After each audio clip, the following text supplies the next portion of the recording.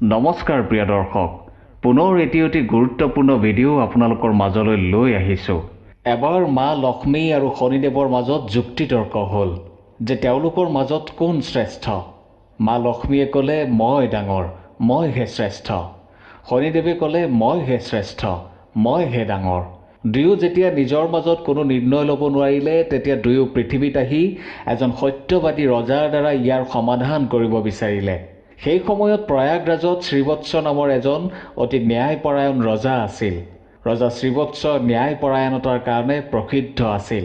শনিদেৱ আৰু মা লক্ষ্মীক দেখি ৰজা শ্ৰীবৎসই প্ৰণাম জনাই ক'লে, হে মাতা, হে প্ৰভু, আপোনালোকক ৰজা শ্ৰীবৎসৰ ৰাজসভালৈ স্বাগতম জনাইছোঁ। এতিয়া কওকচোন, মই আপোনালোকৰ বাবে কি কৰিব পাৰোঁ? তেতিয়া শনিদেৱ আৰু মা লক্ষ্মীয়ে দুয়োৰে মাজৰ শ্ৰেষ্ঠত্বৰ কাজিয়াৰ কথা ক'লে আৰু ৰজাক ইয়াৰ বিচাৰ কৰিবলৈ অনুৰোধ কৰিলে।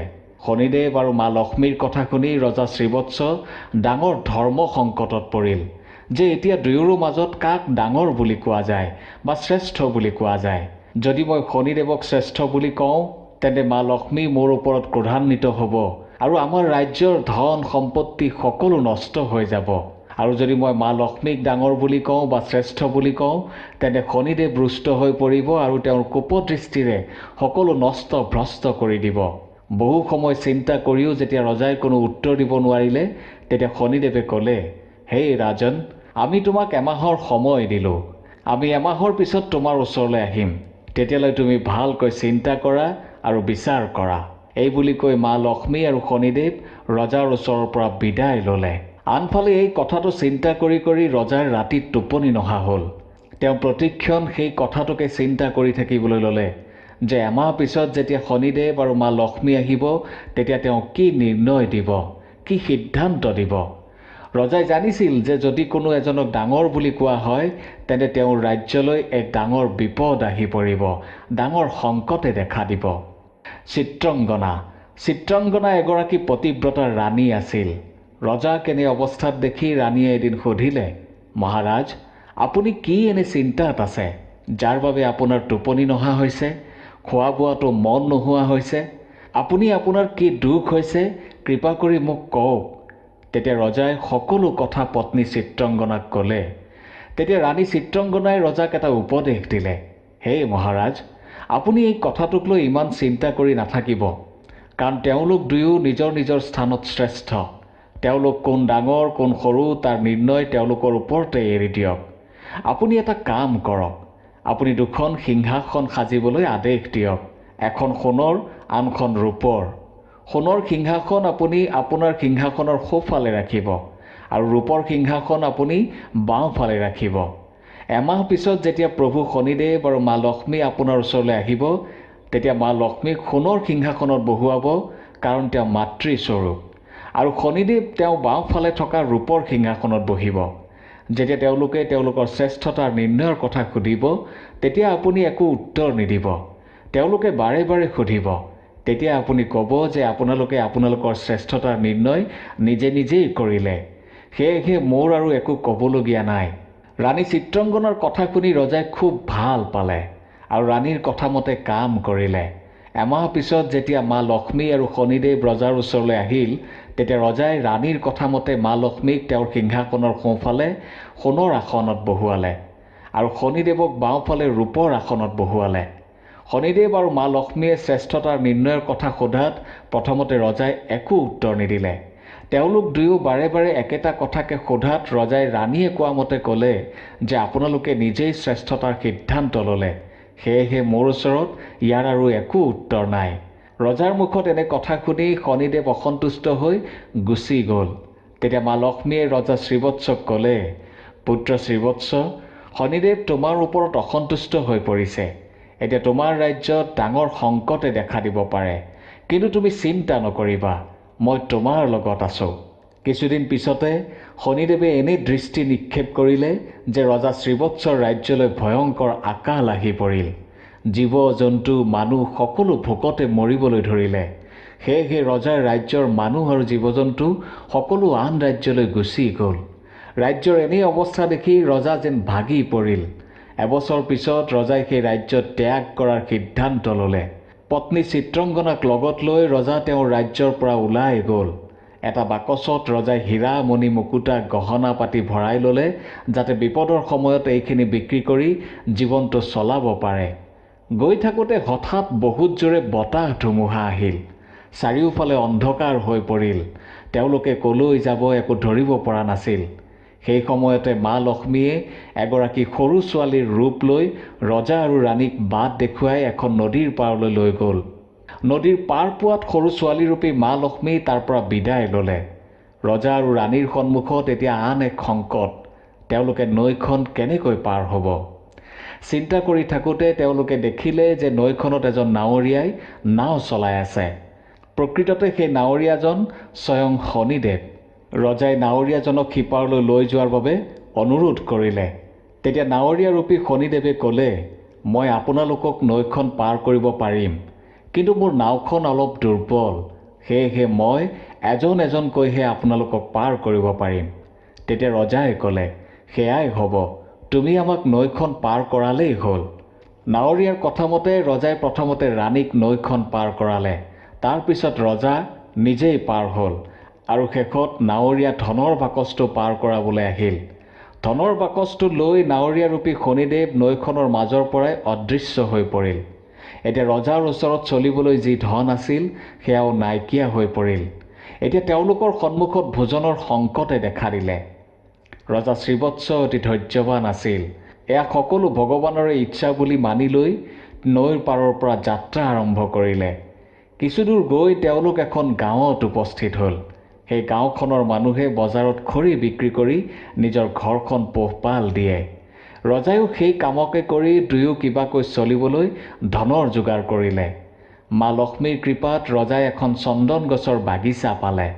ৰজাই চন্দন গছৰ খৰি বিক্ৰী কৰি বহুত ধন গোটালে আৰু তেওঁলোকৰ জীৱনটো সুন্দৰকৈ অতিবাহিত হ'বলৈ ধৰিলে।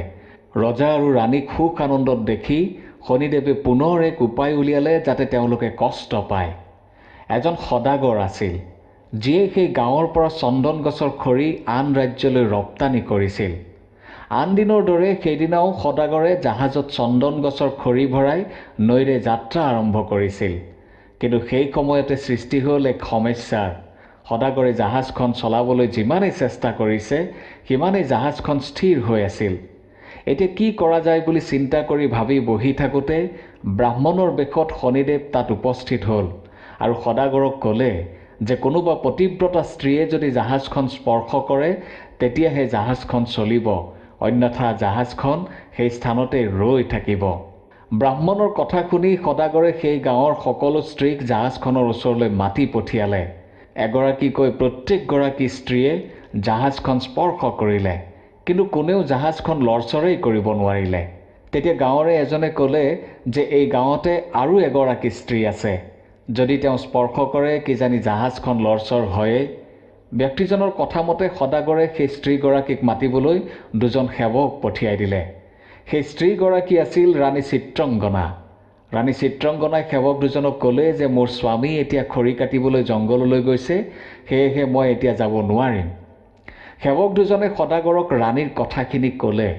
তেতিয়া সদাগৰ নিশ্চিত হৈ পৰিল যে এইগৰাকী নিশ্চয় পতিব্ৰতা স্ত্ৰী। কিছু সময় অপেক্ষা কৰি সদাগৰে পুনৰ দুজন সেৱকক ৰাণীৰ ওচৰলৈ পঠিয়ালে। সেই সময়ত ৰজাও ঘৰতেই আছিল। সেৱক আৰু ৰাণীৰ পৰা সকলো কথা গম পাই ৰজাই নিজেই ৰাণীক লৈ নৈৰ পাৰত উপস্থিত হ'ল, য'ত সদাগৰৰ জাহাজখন আবদ্ধ হৈ আছিল। ৰাণীয়ে স্পৰ্শ কৰাৰ লগে লগে জাহাজখন লৰচৰ কৰিবলৈ ধৰিলে। ৰাণী চিত্ৰঙ্গনা ৰূপৱতীও আছিল। এই সকলো দেখি সদাগৰৰ মনলৈ পাপ আহিল আৰু ৰাণীক নিজৰ পত্নী হিচাপে পোৱাৰ ইচ্ছা কৰিলে। এনেকৈ ভাবি জাহাজখন চলিবলৈ লওঁতেই সদাগৰে ৰাণীক টানি আনি জাহাজখনত বহুৱাই দিলে। আনফালে ৰজা শ্ৰীবৎসই ৰক্ষা কৰক বুলি চিঞৰি থাকোঁতেই জাহাজখন বহু দূৰ পালেগৈ। ৰাণীয়ে সদাগৰৰ নিকৃষ্ট মনোভাৱৰ কথা গম পাই সূৰ্য দেৱতাক প্ৰাৰ্থনা কৰিলে যাতে সূৰ্যদেৱে ৰাণীৰ শৰীৰটোক কুৰূপ কৰি তোলে। ৰাণীৰ প্ৰাৰ্থনাত সন্তুষ্ট হৈ সূৰ্য দেৱতাই সেয়াই কৰিলে।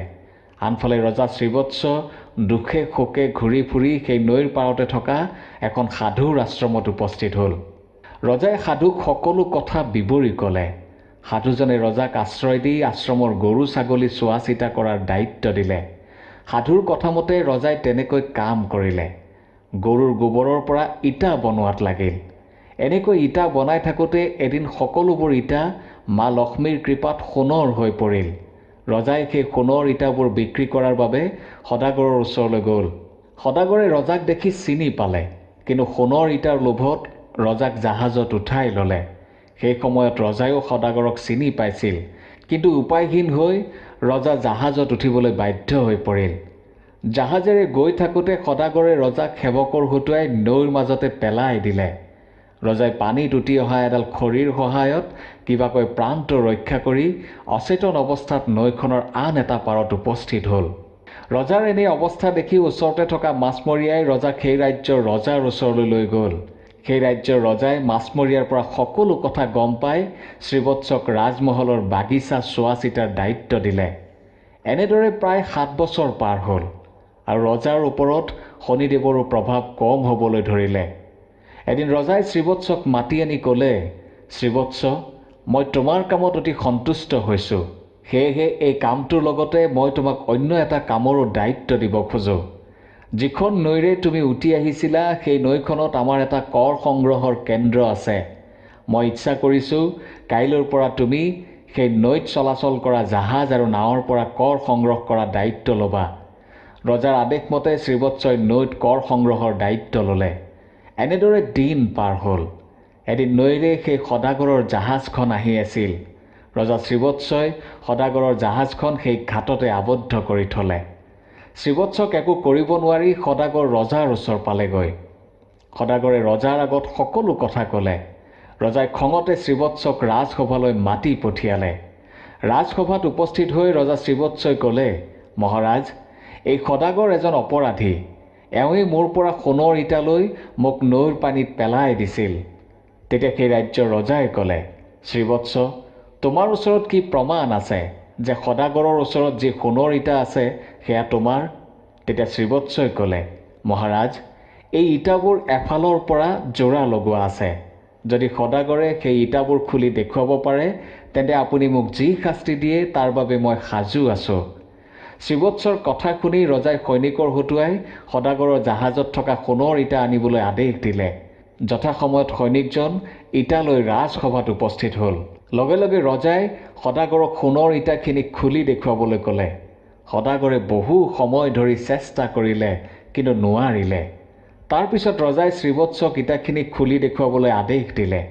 শ্ৰীবৎসই খুব কম সময়ৰ ভিতৰতে ইটাখিনি খুলি পেলালে আৰু সদাগৰে ৰাণী চিত্ৰাংগনাক অপহৰণ কৰাৰ পৰা সকলো কথা বিৱৰি ক'লে আৰু ৰাণী চিত্ৰাংগনাক উভতাই দিয়াৰ বাবে অনুৰোধ কৰিলে। সদাগৰে এনে নিকৃষ্ট মানৰ কাম কৰাৰ বাবে ৰজাৰ খঙে চুলি ৰাগ পালে আৰু শাস্তি হিচাপে সদাগৰক আজীৱন কাৰাদণ্ড বিহিলে। ৰজাৰ সৈনিকে ৰাণী চিত্ৰাংগনাক উদ্ধাৰ কৰি ৰজা শ্ৰীবৎসক গতাই দিলে। সেই সময়তে ৰাণী চিত্ৰাংগনাই পুনৰ আগৰ ৰূপ ঘূৰাই দিয়াৰ বাবে সূৰ্য দেৱতাক প্ৰাৰ্থনা কৰিলে। প্ৰাৰ্থনা মতে কাম হ'ল। আনফালে সেই ৰাজ্যৰ ৰজাই ৰজা শ্ৰীবৎসৰ সকলো কথা গম পাই ধন সম্পত্তিৰে তেওঁৰ ৰাজ্যলৈ বিদায় দিলে। ৰজা শ্ৰীবৎসই ৰাণী চিত্ৰাংগনাৰ সৈতে নিজৰ ৰাজ্যলৈ ঘূৰি আহি পুনৰ ৰাজ্যভাৰ গ্ৰহণ কৰিলে। এদিন শনিদেৱ আৰু মা লক্ষ্মী ৰজা শ্ৰীবৎসৰ ৰাজসভাত উপস্থিত হৈ ক'লে, হেই ৰাজন, দেৱী লক্ষ্মী আৰু মোৰ এয়া এক অজুহাতহে আছিল। আমি দুয়ো তোমাৰ সত্যবাদিতাৰ পৰীক্ষাহে লৈ আছিলোঁ। এতিয়া মই কওঁ শুনা যে কেনেধৰণৰ ব্যক্তিয়ে কেতিয়াও ধ্বংসৰ গৰাহত নপৰে। প্ৰথম, যি ব্যক্তিয়ে কোনো ডাঙৰ বিপদৰ সময়তো নিজৰ ধৰ্ম আৰু সত্যৰ পথ নেৰে বা ত্যাগ নকৰে সেই ব্যক্তিৰ কেতিয়াও নাশ নহয়, আনকি দেৱতাসকলেও তেওঁক সহায় কৰে। দ্বিতীয়তে, দৰিদ্ৰতা আহিলেও যিয়ে অন্যায়ৰ পথ বাছি নলয়, পাপ কৰ্মেৰে ধন অৰ্জন নকৰে, তেওঁ দেৱতাসকলৰ সদায় কৃপা পাত্ৰ হৈ থাকে। মই তেওঁলোকৰ লগত কেতিয়াও অন্যায় নকৰোঁ, আনকি দেৱী লক্ষ্মীও সদায় তেওঁৰ লগত থাকে। তৃতীয়তে, ধন সম্পত্তি পোৱাৰ পিছতো যিয়ে অভিমান নকৰে, দুখীয়া দৰিদ্ৰ ব্ৰাহ্মণ গুৰুজনৰ অপমান নকৰে, মই তেওঁৰ লগত কেতিয়াও অন্যায় নকৰোঁ, তেওঁৰ কেতিয়াও বেয়া হ'বলৈ নিদিওঁ। মোৰ কৃপাতে মানুহে কম সময়ৰ ভিতৰতে ধনৱান হৈ পৰে আৰু মুহূৰ্ততে কংগাল হৈ পৰে। হেই ৰাজন, আমি তোমাক আশীৰ্বাদ দিছোঁ, আজিৰে পৰা তোমাৰ ৰাজ্য ধন ধানেৰে উপচি পৰিব। তোমাৰ ৰাজ্য কেতিয়াও দুখ শোকে আৱৰি নধৰে। তোমাৰ ৰাজ্যৰ প্ৰজাই সদায় সুখময় জীৱন অতিবাহিত কৰিব। এনেদৰে ৰজাক আশীৰ্বাদ দি মা লক্ষ্মী আৰু শনিদেৱ তাৰ পৰা বিদায় ল'লে। ধন্যবাদ।